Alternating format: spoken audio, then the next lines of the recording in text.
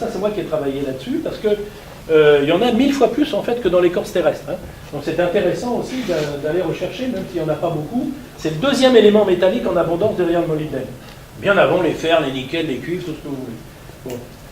Alors évidemment, la technologie à mettre en œuvre pour l'exploiter, elle est lourde, hein, ça vous le savez, mais ça marche pourquoi? Bah parce que, c'est ce que je vous disais tout à l'heure, je vais vous écrire tout le schéma tout de suite ici. En fait, vous voyez que quand vous faites de la combustion, c'est-à-dire vous êtes en chimie, hein, donc 1 gramme, peu importe l'unité, c'est l'unité officielle, c'est les joules, 1 gramme de carbone qui brûle, ça peut vous donner au grand maximum, rendement de 100%, 33 000 joules. Si vous faites fissionner 1 gramme d'uranium-235, ben vous avez 82 milliards de joules, vous avez un facteur de 2,5 millions. Si un jour on fait de la fusion, vous voyez qu'on n'aura jamais gagné qu'un facteur 7, et si on allait alors à l'énergie des années 2300-2400, vous voyez qu'on a un facteur 150 par rapport à la fusion, 1000 par rapport à la fission. Autrement dit, en fait, le jour où on a exploité cette énergie nucléaire, eh bien, on a fait effectivement le saut technologique le plus important. Alors, vous êtes en train de vous rendre compte comme moi que, en fait, la planète aujourd'hui ne peut pas s'affranchir du tout de l'énergie, quelle qu'elle soit.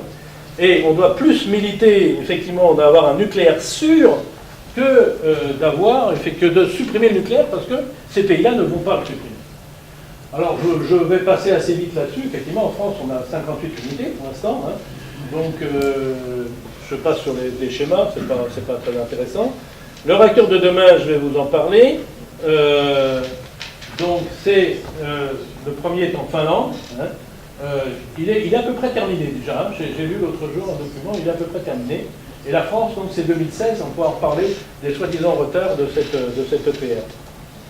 Bon, ça nous emmène largement au-delà de 2050.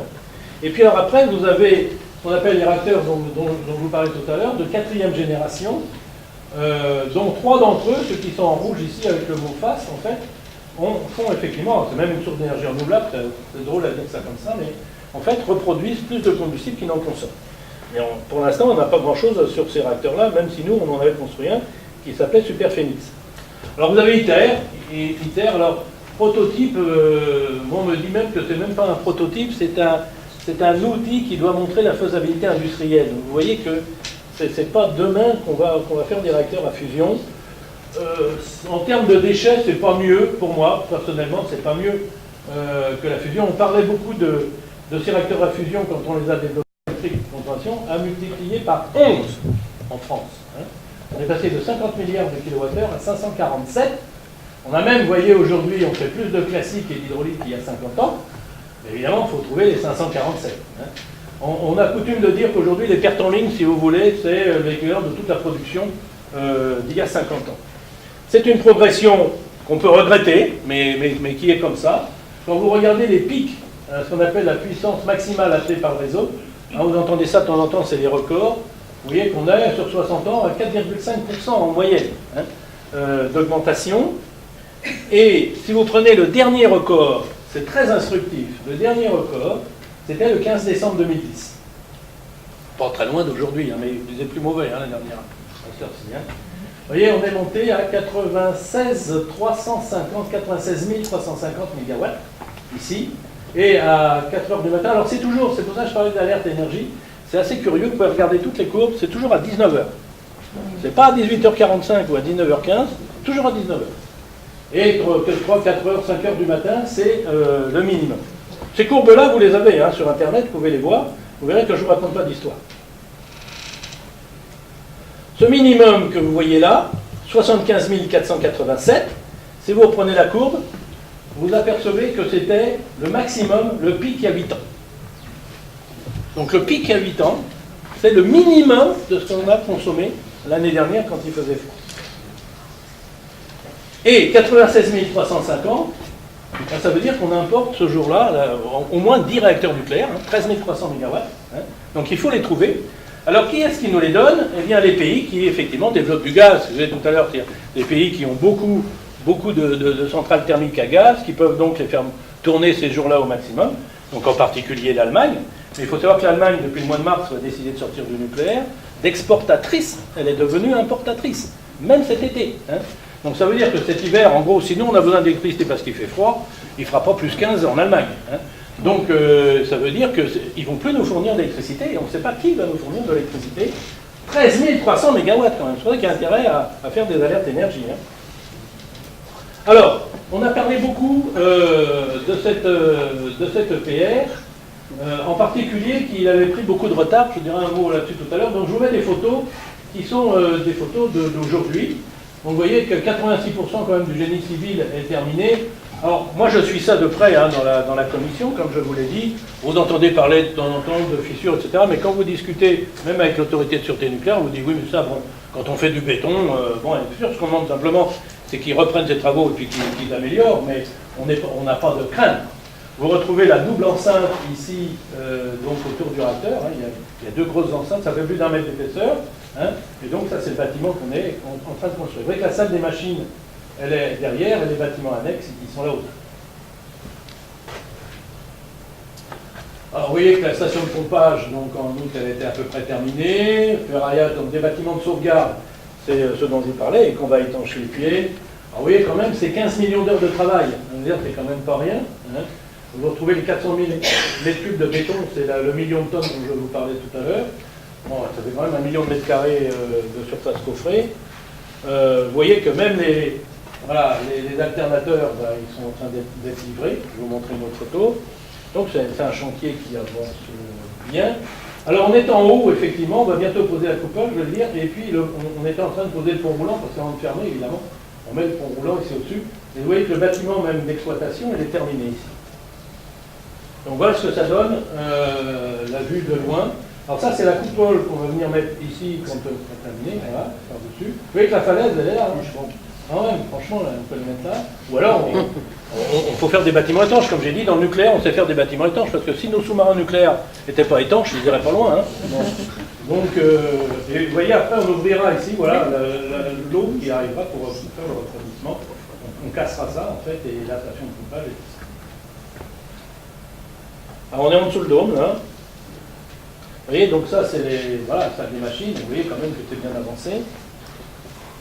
Voilà, une autre photo quand même qui montre ça. Bon, ça, on est encore. Donc ça, c'est un recueil des condensables, peu importe, hein, c'est à peu près terminé. Alors, vous entendez sans arrêt, comme moi d'ailleurs, qu'il a pris 2 ans de retard et puis encore 2 ans de retard. Bon, ce qui est idiot, là vous avez le planning, et ce planning, on va le tenir. Effectivement, première production 2007. Ce qui est idiot, c'est que, à chaque fois que j'ai posé la question à des responsables d'EDF, je n'ai pas eu la réponse, ils ont dit mais pourquoi, alors que les autres réacteurs, vous les avez fabriqués en 10 ans, les premiers parfois en 11 ans, tête de série, pourquoi est-ce que vous avez été dire que celui-là, vous alliez le faire en 4 ans? Vous allez le faire en 8 ans. Vous auriez dit au départ, on va le faire en 10 ans, comme les autres. Personne n'aurait trouvé à redire. Et puis au bout du compte, vous auriez dit, bah ouais, regardez, on l'a fait en 8 ans. On aurait dit, ah bah tiens, ils sont forts, ils ont pris 2 ans de plus. Non, il a fallu qu'ils disent, on va le faire en 4 ans. Rien qui imposait de le faire en 4 ans. Et puis alors, évidemment, bah, on fait comme pour les autres. Vous voyez, les autres, regardez, il y en avait 30 différents. Bon, là, on va faire 100 mois, donc ça, c'était les plus simples, là. Mais vous voyez, ceux qui sont, même, puisqu'il fait 1600 mégawatts, hein, donc il est même un peu plus que celui-là. Regardez, là, stage 2, c'était la tête de série. À l'époque, on n'a pas dit, oh là là, c'est scandaleux, etc. 155 mois, plus de 12 ans. Hein. La moyenne était à 10 ans. Bon. Donc voilà. Bon, je ne comprends pas pourquoi. Ça, c'est de la communication. Une autre communication aussi, ça nous a beaucoup étonné. La photo est pas belle, parce que j'ai demandé à l'EDF qu'ils m'en envoient une, et puis ils n'ont pas répondu. Donc j'ai fait ça sur Internet. Parce qu'il y avait une chose aussi qui nous a frappé, c'est qu'on disait, vous voyez, en Chine, ils sont en train de faire des EPR, ils en font plusieurs, 4, et ils en sont déjà pour l'un à poser le dôme sur le bâtiment recteur. C'est-à-dire, la vache, ils ont commencé après nous, et puis nous, on n'en est pas encore là, on fera ça en juillet prochain. Ah bah oui, mais quand vous regardez, il n'y a que ça, hein. La salle des machines, tout ça, il n'y a rien derrière, hein. Ils ont fait que le bâtiment. Alors bon, évidemment, ils peuvent avoir été vite, mais ils n'ont fait que ça pour l'instant. Hein. Bon. Donc, ils n'ont pas terriblement d'avance comme ça. Donc, sortir du nucléaire, alors, bah, je vous dis, en ce moment, donc, il y a quand même encore un certain nombre de projets. Je vais vous mettre ça. J'ai supprimé quand même déjà un certain nombre de pays. Hein. Bon, l'Allemagne ne pas peine de laisser. L'Italie non plus. Et il y a toujours ces perspectives quand même qui sont importantes. Mais personnellement, je ne pense pas, même si on reprenait demain, qu'on dépassera 4. Donc vous voyez que, en fait, la planète, effectivement, va manquer d'énergie. il faut relever les challenges. Alors, les challenges, évidemment, essentiellement aujourd'hui... Alors, il y a le problème des déchets, hein, ça c'est clair. Ça, c'est un problème. Moi, j'ai travaillé beaucoup sur les 140 brevets que j'ai pris dans mon laboratoire en 25 ans, parce qu'au CNAM, on est plutôt des chercheurs qui trouvent que des chercheurs qui cherchent. 140 brevets, il y en a à peu près 120 qui concernent cette gestion de déchets. Et donc, il y a effectivement des solutions. Il y a la formation, l'acceptation par la population. Et il y a surtout aujourd'hui, notre autorité de sûreté nucléaire, franchement, moi je la confronte tous les jours, en termes de compétences, d'indépendance, je n'ai pas d'état d'âme. Hein. C'est des gens qui sont extrêmement compétents. L'indépendance, elle est à ce point que les 6 commissaires, qu'on appelle, c'est-à-dire le président de l'autorité et puis les 5 autres, en fait, ce sont des gens qui n'ont droit qu'à un seul mandat de 6 ans, non reconductible. Alors derrière, vous voyez, il y a l'idée de dire, bon, si son mandat est reconductible, quand il arrive à la fin qu'il y a un truc qui ne va pas bien, il risque de dire, oh là là, si je dis que ça va mal, on va me sucrer mon prochain mandat. Non, là, il n'y a pas de prochain mandat. Hein. Donc, il ne peut pas être reconduit. En revanche, et puis on prend des gens qui ne sont pas trop loin de la retraite, comme ça, bon, pour qu'il n'y ait pas trop de soucis ni d'état d'âme. En revanche, pendant ces 6 ans, ils sont inamovibles, y compris par le président de la République. On ne peut pas les virer. Hein. Donc là aussi, si vous voulez, bon, ils ont quand même l'indépendance en disant, bon, je m'en fous, je peux dire qu'il y a un truc qui va pour 2 ans, il ne faut rien me faire. Hein. Bon. Donc c'est quand même, en termes d'indépendance, et puis je vous dis, en termes de compétences, souvent les inspecteurs sont des anciens qui ont travaillé effectivement donc, dans les réacteurs ou autres, donc ils connaissent bien la maison, et puis ils savent faire leur inspection. Alors, faut penser l'impensable, effectivement. Je vous parlais de cette réunion qu'on avait eue l'autre jour. Bon, il y a un moment, il faut arrêter. Il y en a qui ont discuté, j'ai fini là, c'est pour ça que ils disent, oui, mais si une météorite tombe sur la centrale, tout ça, pour la détruire. Et bon, oui, et vous savez, la météorite déjà qui détruirait la centrale, pour être sûr qu'elle détruirait la centrale, c'est une sacrée taille, et bien il se passera autre chose sur la planète que simplement d'être tombée. Elle peut tomber pile poil dans un arbre, c'est sûr, mais il se passera autre chose, quoi. Hein. Bon, il y a un moment, il faut arrêter, quoi. Hein. Mais on a posé une centaine de questions, et on aura la réponse, hein, bien sûr. Donc, la conclusion, voilà, sur cette photo, je vous la mets.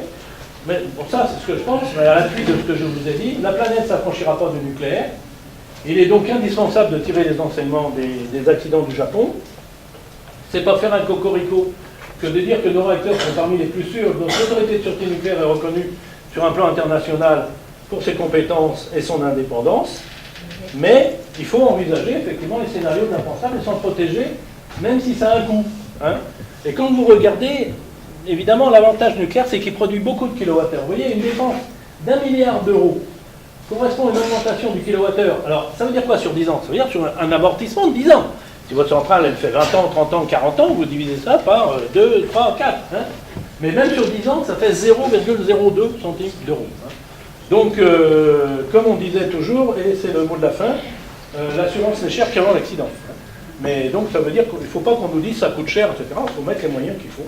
Et puis voilà. Bien, je vous remercie de votre attention. Donc ça, c'est le bouquin que j'ai fait, qui m'intéresse. J'en ai pas apporté beaucoup, alors si vous êtes beaucoup à le voir, donc il faut vous dépêcher. Mais donc, et il a déjà été vendu aux Italiens et aux Allemands qui sont en train de le traduire. Vous voyez. Et ça, c'est le site sur lequel vous pouvez retrouver mes planches. Et maintenant, si vous avez des questions, je suis à votre disposition.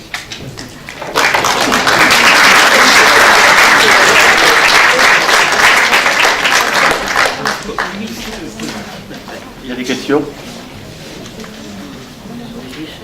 Personne n'ose parler dehors. Ah, d'accord.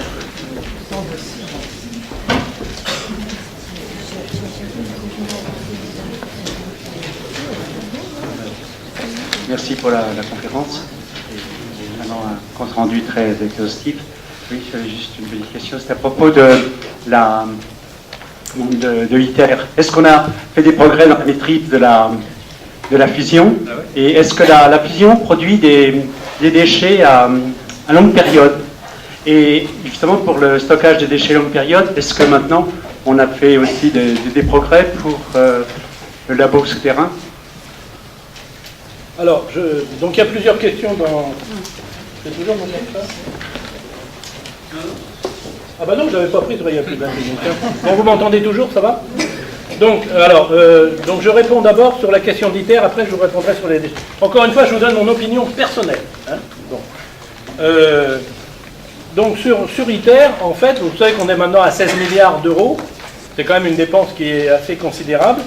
Et si vous parlez de déchets, en particulier de déchets à vie longue, la réponse est non seulement oui, mais en plus très très difficile après à aller chercher. Alors, j'ai fait aussi un édito que vous pouvez retrouver d'ailleurs sur le site. Hein, sur le site, vous avez toutes mes chroniques aussi. Hein. Vous pouvez retrouver, où j'avais essayé d'expliquer, c'est un peu compliqué, on parle de neutrons de 14 MeV, etc. Et donc j'ai une amie à qui j'avais envoyé, elle m'a dit, écoute, j'ai rien compris avec tes neutrons. Alors je lui ai dit, écoute, c'est simple. Tu es dans ta cuisine, tu as une cocotte minute. Ta cocotte minute, c'est ton réacteur. Voilà. Tu as les réacteurs à fission, les réacteurs d'aujourd'hui, ceux qu'on utilise partout dans le monde. Tu as de la radioactivité, mais la radioactivité, elle est à l'intérieur de la cocotte, elle ne sort pas. Elle reste à l'intérieur. Le réacteur à fusion, ces fameux neutrons de 14 MeV, ils foutent le corps. C'est-à-dire que, ton réacteur, si un réacteur à fusion, c'est tous les murs, toute ta maison, etc., où tu retrouves évidemment des éléments radioactifs qui ont été créés par ces neutrons de 14 MeV. C'est-à-dire que quand vous démantelez, vous avez de la radioactivité partout. Ça change quand même la donne. Hein. Bon. On me dit souvent, plus de produits de fission, plus de fission, plus de produits de fission. Oui, mais ça s'appelle des produits d'activation, dont certains, comme le fer 55, quand même, sont à vie très longue, c'est-à-dire en millions d'années. Hein. Donc, c'est pas la panacée. Quand on dit que c'est la panacée, puis alors, en plus, vous avez beaucoup de tritium, et le tritium, qui est un isotope de l'hydrogène, un isotope radioactif, c'est une vraie saloperie. Hein. C'est-à-dire qu'on ne sait pas, en gros, confiner le tritium, parce qu'évidemment, il est tout petit, donc il fiche le camp. Vous le mettez dans un récipient, vous pouvez fermer, vous allez le retrouver à côté. Hein. Donc, il n'est pas très radiotoxique, il n'est pas très très dangereux, mais enfin, ça fait des ordres quand même de le récupérer. Donc, c'est pas un réacteur, en fait, je pense qu'au départ, quand on a voulu faire ces réacteurs à fusion, c'est qu'on se disait, il nous faut une source d'énergie inépuisable. Voilà, et qu'on est un peu dans ça. Mais en termes de déchets, on est loin du compte. Hein, loin du compte. Alors maintenant, tout ça pour vous dire d'un autre côté que, après, du coup, ça va me faire une transition avec votre deuxième question sur les déchets. Dans votre cocotte minute, c'est-à-dire que même quand vous ouvrez votre cocotte minute, la cocotte minute, une fois que vous avez retiré les éléments qu'il y avait dedans, qui sont très très radioactifs eux, mais globalement, la cocotte minute, elle est saine. Hein. Donc, il n'y a pas de souci. En revanche, le reste, évidemment, le cœur, ce que vous avez mis, bon. Donc, ce qu'on peut faire, là, quand même, vous avez peu, vous voyez, vous avez des éléments très localisés, vous faites une espèce de soupe avec de l'acide nitrique, vous allez rechercher les éléments là-dedans, c'est relativement simple. C'est pas du tout pareil, évidemment, si vous en avez partout. Bon. Donc, ces déchets, en fait, ils ne sont pas énormes en termes de volume, surtout quand on les retraite comme à l'AG, hein, puisque les pays qui ne retraitent pas, en fait, ils stockent 1 tonne de combustible, quand nous, on stocke 35 kilos. Hein, puisque le reste, on le réutilise, uranium et plutonium, on le réutilise. En particulier dans ce fameux MOX dont vous avez entendu parler, qui est en fait une économie. Aujourd'hui, on économise 17% de combustible en remélangeant justement du plutonium avec de l'uranium appauvri, comme on dit, pour qu'il ait la même réactivité. Donc ça, c'est la parenthèse sur le MOX. Donc à partir de là, après, vous avez le problème des déchets. Alors, les déchets, qu'est-ce qu'on a dit? On a dit, on va les vitrifier, qu'ils soient bien conditionnés, puis on va chercher des sites géologiques à millions d'années dans lesquels on va les enfouir et il ne se passera rien. Globalement, je suis pas inquiet de ça. Je dis simplement que la population est peut-être pas prête à accepter qu'on va lui mettre des trucs en disant, ne vous inquiétez pas, des millions d'années, on va gérer. Pourquoi? Parce qu'on n'a jamais fait. Vous êtes crédible sur 300, 400 ans, parce que vous pouvez dire que sur 300, 400 ans, on a géré des choses, et qu'on sait le faire et que ça continue, mais sur des millions d'années, on ne pouvait pas le dire. Bon. Or, il y a, d'ailleurs c'est dans la loi de 2006, il y a d'autres voies possibles, en particulier une autre, qui est de faire ce qu'on appelle de la transmutation. C'est-à-dire modifier en fait ces déchets à vie longue pour les transformer en vie courte. On ne sait pas agir sur la durée de vie. Mais ce qu'on peut faire, on peut en transformer un, Dupont, qui a une vie en millions d'années, en Durand, qui a une vie en années. Ça, on sait faire. On sait qu'on sait faire. Mais simplement, ça veut dire que toute cette population de déchets, au lieu de la laisser mélanger, il faut séparer Dupont, Durand, Onésime, etc., les avoir chacun l'un à côté de l'autre, pour pouvoir après, chacun d'entre eux, les transformer en vie courte. Mais ça, on sait faire. Moi, j'ai montré dans mon labo qu'on pouvait le faire. Chimiquement, on peut faire. Hein. Bon, et après, on les met dans ces fameux réacteurs qui étaient comme Superphénix, là, dans la couverture, où là, ben, ils baignent dans des neutrons et ils se transforment gentiment en déchets de vie courte. Alors, que veut dire vie courte? Alors, le schéma, moi, que j'avais mis au point, c'était de dire, on est revenu à la radioactivité naturelle, vous savez qu'on baigne dans la radioactivité, de toute façon, on est revenu à la radioactivité naturelle en 300 ans. C'est-à-dire qu'on peut dire aux populations, ben voilà, on va gérer ça pendant 300 ans, et puis dans 300 ans, ben, c'est terminé, c'est comme quand vous vous promenez en forêt, parce que quand vous vous promenez en forêt, de toute façon, vous êtes soumis à la radioactivité naturelle. J'avais pris un exemple l'année dernière, qui est un exemple assez intéressant, et nous, on n'habite pas très loin, on peut vérifier. Vous savez, le 14 mai 2010, on a célébré les 400 ans de l'assassinat d'Henri IV.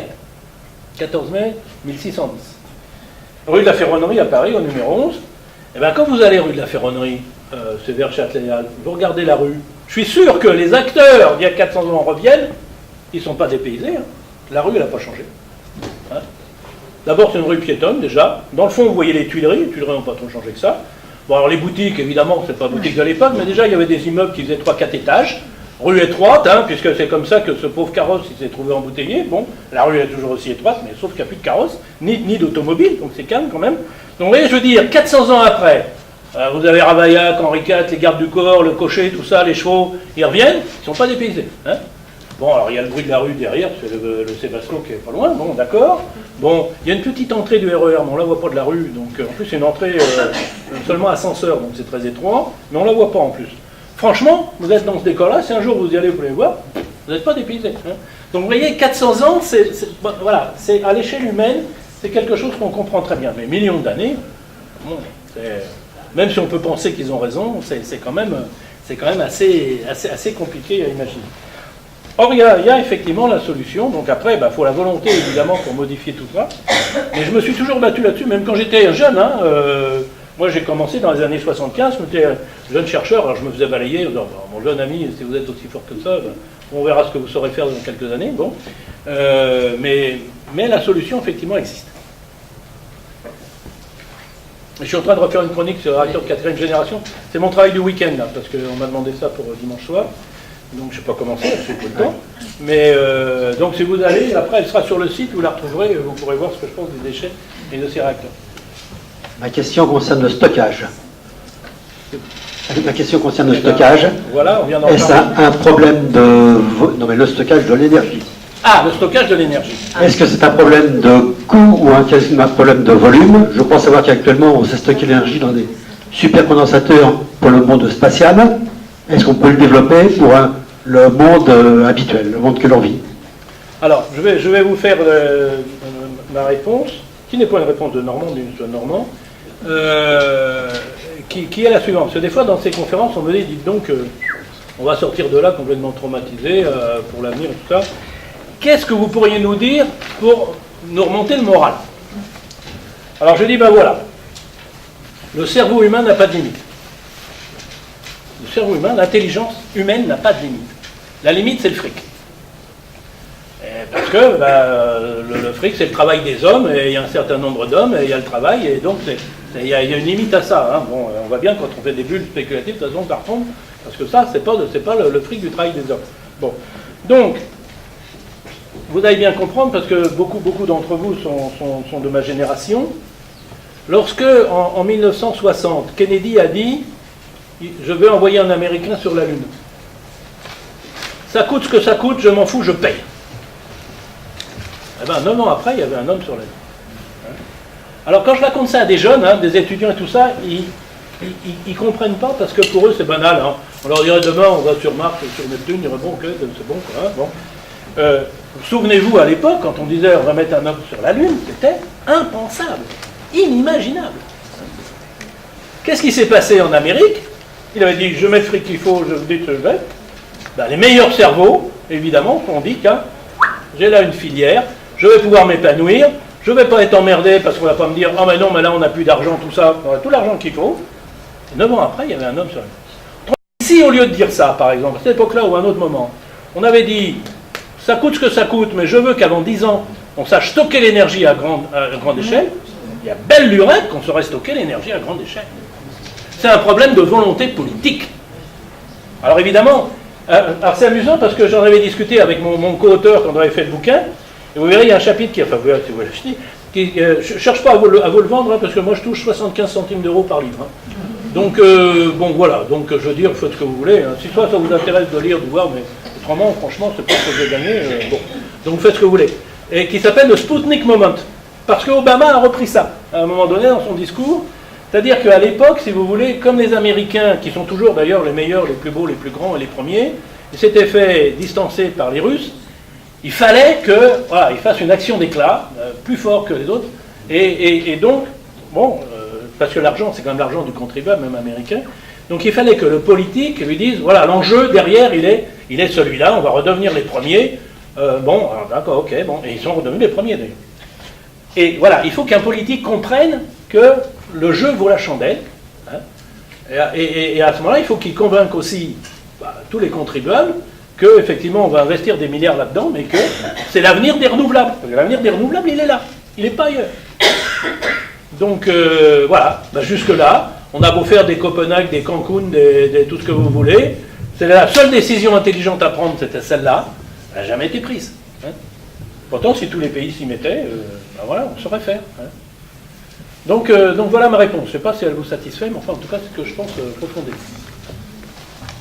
Je voudrais revenir sur votre exposé. Vous avez parlé du solaire et vous êtes beaucoup appesanti sur le photovoltaïque. Et vous n'avez pas beaucoup parlé des différents projets qui sont actuellement en cours sur les centrales solaires. Oui. En particulier dans tous les pays du Maghreb. Oui. Alors qu'en est-il exactement? Je sais qu'il y a un projet très grandiose au Maroc actuellement en construction, mais j'ai vu, je crois qu'il y a plusieurs centaines de projets dans tout le Maghreb. Donc vous avez compris que globalement, je suis favorable à ce qu'on développe n'importe quelle source d'énergie, y compris celle-là. J'ai été assez rapide là-dessus parce qu'effectivement, on n'est pas trop concerné, nous, par ça. En revanche, dans ces pays-là, oui, bien sûr, si on peut faire, ça pose beaucoup de problèmes. On avait essayé d'en faire une en France, dans les Pyrénées, je ne sais pas si vous vous souvenez, Odéo. Alors, je vais peut-être vous faire rire parce que c'est vraiment un truc, et on a eu un problème, d'ailleurs qui est devenu un problème de nuisance écologique, c'est que les miroirs, fallait les nettoyer très souvent. Et assez curieusement, parce que c'est pas trop le sable, la poussière, etc., que les oiseaux qui se lâchaient, c'est-à-dire qu'on récupérait au mètre carré, on pense que c'était lié à cette espèce de lumière et tout, ça devait les affoler. Et sans arrêt, il faut passer son temps à les nettoyer. Et du coup, il y avait beaucoup de détergents et tout qu'il fallait recueillir. C'est ça qui était bête, mais c'est ça qui a limité, en fait. Bon. Alors, probablement que dans les déserts, il y aura peut-être moins d'oiseaux et il n'y aura peut-être pas trop de vent, quoique je ne crois pas non plus, le sable ou autre. Mais il y a ce genre de problème. Mais autrement, oui, il faut développer. Je crois que pour vous parler de la centrale Thémis, que j'ai bien connue, effectivement, il y avait un four solaire et toute l'énergie était concentrée par des miroirs sur un foyer d'un four solaire. Là, c'est pas du tout ça. Il s'agit de panneaux dans lesquels circulent des fluides caloporteurs qui vont transformer après leur chaleur dans une turbine à gaz et autres, etc. Oui, alors là, oui. Non, mais ok. Donc il n'y a pas de problème de ce genre-là. Oui, ok. Non, mais ok pour développer. Hein, je sais, mais j'ai du mal à cerner ce qui va se passer d'ici 2050 là-dessus, quoi. Mais si je peux rajouter 0,5 ou 1 gigatep, je veux bien le faire. Hein. Il y avait un reportage cette semaine à je ne sais plus quelle chaîne de télévision. Ils ont parlé de 5 centrales, l'équivalent de 5 centrales nucléaires. Oui, ça fait pas, c'est pas énorme. Mais faut pas que je reprenne ce que je dis. 1 mégawatt, c'est 1 mégawatt. Hein. Donc de toute façon, il faut le faire. Économiquement, vous avez vu, c'est pas terrible. Mais, et là aussi, si vous êtes dans le désert, après, il va falloir stocker quand même. Hein. Oui. Moi, je voudrais revenir sur les économies d'énergie. Prenons la France, hein, parce que, on a eu, alors, est-ce que, pour reprendre ce que vous disiez tout à l'heure, la vraie volonté politique, ou est-ce que ce sont des gadgets? Puisque dans les statistiques que vous faisiez apparaître tout à l'heure, on ne voyait pas vraiment de diminution sensible de consommation après que on ait fait les lampes, les machins, les trucs. Et puis la dernière invention, c'est la taxe sur l'électroménager consommateurs, etc. Alors est-ce que véritablement on est sur la pente où on réduit la consommation domestique par une plus grande productivité, par exemple, dans certains matériels, ou est-ce qu'on est encore dans le gadget? On est dans le gadget. C'est clair, on est dans le gadget. Donc tous les petits efforts qu'on fait, bon... Ah, il faut les faire. Il faut les faire. Il faut les faire.